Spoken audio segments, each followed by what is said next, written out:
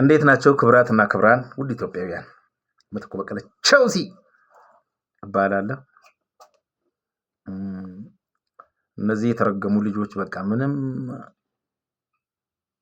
እየተመቹኝ ስላልሆነ ቢያንስ የኢትዮጵያ ሕዝብ ይስማና ወይ እኔን ጥፋተኛ ነው ይበለኝ ወይ እነሱን ጥፋተኛ ነው እንዲል ስለፈለኩ ነው። ኪን ኢትዮጵያ ታውቃላችሁ እንግዲህ ኪን ኢትዮጵያ የኢትዮጵያን ባህል ታሪክ ወግ ለማስተዋወቅ የተመሰረተ ግሩፕ ነው። ተመራርጠን ከቤታችን ለ4 ወር ያክል ካምፕ ቆይተን ብዙ ትሬኒንጎችን አድርገናል። ከዛም አልፎ እንግዲህ ብዙ ነገሮችን ለመስራት እቅድ ነበረ። በማይታወቅ ደግሞ ይሄኛው ምናምን በእኔ ላይ ያለው ምትኩ ይጠጣል፣ ምስክር ይጠጣል ምናምን ተብሎ በተለያየ ምክንያት እንድገለል ተደርጌያለሁ። የተገለልኩበትን ዋና ምክንያቱም ባላቀው ግን የሰራሁት ብር አልተሰጠኝም። ውድ ኢትዮጵያውያን ልክ ነው ወይ? ብሬ ላኩልኝ። እኔ ካሙዙ መናገር አልፈልግም። ካሙዙ አከብራለሁ፣ እወድሃለሁ፣ አከብራለሁ። ታውቃለህ፣ መናገር አልፈልግም አንተን። ለምን? ሁሉንም ያንተን ዲሲፕሊን ስለማውቀው ማለት ነው። መቃወማቸው ሰዎች ግን አሉ። አንድ በልጅነቴ የሰማሁት ነገር አለ። አንድ ሌባ በሬ ሰርቆ በሬውን እየፈለጉ ሰዎች እየፈለጉ ሲሄዱ የበሬውን ቆዳ ያገኙታል። የበሬውን ቆዳ አግኝተው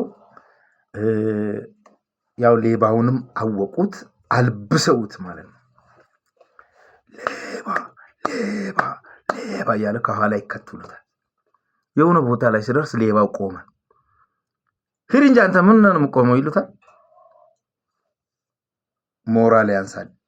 ሰዎች ደግሞ ሌባ ማለት ትንሽ ቀዝቀዝ ሲል ሞራል ያንሳል፣ ቀዝቀዝ አለ የሚል እንደ ወንዴ ኮንታ አይነት የበከተ አስተሳሰብ ያለው እንደዚህ የደነዝ ጭንቅላት ያለው ሰው እኔ አልቀበለው። ብሞት አንገቴ ይታረዳል እንጂ ወንዴ ኮንታን ከዚህ በኋላ አይኑን ማየት አልፈልግ። አይደለም ቆሜ አብሬው ልሰራ ይቅርና ትንጥዬ የጥፍርን ቆሻሻ የምታክል ብልጫ ካለ ወደ ተንኮል ሁሉ ጊዜ እሱ ብቻ ከፍ ወይ ጉድ። ከዛ እዚህ ጋር ሲያቅተው ደግሞ ባትሪ ብሎ ምርጫ ለመወዳደር ወደታች የሚሮጥ የዚሁን ጥርስ የእንዲምና እንደዚህ አይነት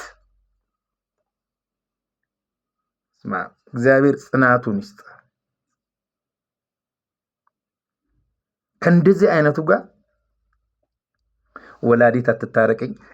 ህይወቴ ከዚህ ምድር እስከጠፋ ወንዴ ኮንታ አብሬው መድረክ ላይ አልሰራም። ምትኩ ይጠጣል። ምን በጠጣ ለምን ቢኖረኝና ውስኪ አልጠጣም። አጥወልውዬ ነው የምሰራ። እኔ ቢል ጌት ቁጭ ብሎ ጠቅላይ ሚኒስቴር ቁጭ ብሎ ማን ነው መድረክ የሰራው? ቤተ መንግስት ውስጥ ማለት ነው። እንግዲህ የተከበሩ ማከብረውና የምወደው መሪ ፊት ማለት ነው። ቶ ሌላውን ምስክር ያንን እኔ ጠጥቼ ነው እንደዛ የሆንኩት። ምስክር ጠጥቶ ነው። ብጠጣስ እኮ ምን መጠጥ ወንጀል ነው እንዴ? ወንጀሉ እኮ ወንጀል ማለት ጠዋት ቤተ ክርስቲያን ሄደ ማታ ጠንቋይ ቤት ስትሄድ ነው ነገርህ እኮ ያበቃ። እሱን አጠጣ ተብለህ ሊሆን ይችላል አንተ። እኔ ግን እንደዛ አልተባለም። ለምን? ጠንቋይ ቤት ሂጄ አላውቅም። እግዚአብሔር በሚያውቀው የድንግል ማርያም ልጅ ነኝ። ቻት ከነ ልጇ አንገት ይላል እንዴ! አንተ እኮ በሬ በቀርከሃ ታርዶ በቀርከሃ ቁርጥ ያስበላህን ልጅ እኮ ነህ አንተ። ወንዴ ኮንታ ጤነኛ ጭንቅላት አለህ እንዴ አንተ ራስህ? ምን አይነት አይምሮ እንዳለ ስትሳለም ቤተ ክርስቲያን እንዴ መልክ ትሰራለህ ሰዎች ላይ። ያንተ ቢጤዎች አሉ፣ እነሱ ላይ መልክ ትሰራለህ። ምትኩ ላይ መልክ አትሰራም አባቴ። ምትኩ ጠንቅቆ ያውቃል። ማን ጋር እንዴት እንደምታፈነድድን ያቅል የለ እንዴ ማመር ሲርጋጋ ይመሰክር የለ እንዴ? አንተ እኮ በቀርከሃ ቁርጥ ያስበላን ቢላ አይነካውም ተብሎ በቀርከሃ ቁርጥ ያስበላን ልጅ እኮ ነህ። እንደዚህ አይነት የበሰበሰ ያንተን ጭንቅላት የመቀበል ምትኩ ግዴታ የለበትም። የቀረ ነገር ጥንቅር ይላል እንጂ ደግሞ ጥንቅር ብቻ አይደለም አትመጠነኝም። ከኔ ጋር አብረ ቆሜ መስራት ብቃቱም የለህም። እውቀት የሚሰጥ እግዚአብሔር ነው። አንተ ተንኮልህን ብቻ ቁጭ አድርገህ እንዴት እንደምታርግ ጠቅላይ ሚኒስቴር በል ዝም ብለህ እሱ ነው የሚያዋጣ እንጂ የመስፈን የምናምን አቅም የለህም። እግዚአብሔር ይቅር በለኝ እንዴ! ጭራሽ አንተም ሰው ሆነ በእኔ ላይ እኔን ልትተቸኝ እኔን የመናገር ብቃቱም ሞራሉም የለህም። ምትኩ ነኝ አባ።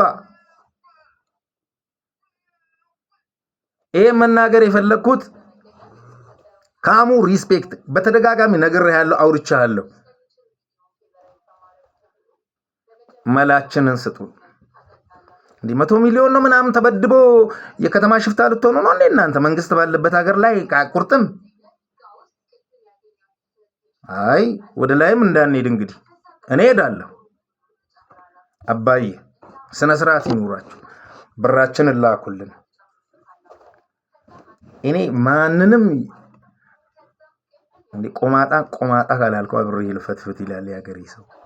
እንዴ አትችልም ካልኩ አትችልም። በቃ ይሄን መቼም ቢሆን ማለት ካሙ እያልኩ አይደል? ካሙዬ እኔ አባት እወድሃለሁ፣ አከብራለሁ። ወንዴ ኮንታ ግን እንዲህ ትገለባበጣለህ እንጂ ለአንተ ሪስፔክት እች ከጥፍሬ ቆሻሻ ያክል አልቆጥርህም። አንተ ወንድ ልጅ መሆንህን ራሱ ጠራጠራለሁ። ሌላው ቢቀር ማለት ነው እዛው ተንኮልን ሴራህን እያሰብክ አንዴ የዚሁን ጥርስ እያልክ አንዴ ምናምን እያልክ አንዴ ባትሪ እያልክ ሄደህ እዛ ጋር ተወዳደር። ከኔ ጋር ግን አትፎካከርም። ሐቁን ነው የምነግርህ። አትችለኝም፣ አትመጥነኝም። ምስክርን አትመጥነው። ምሰው አይመጥነንም።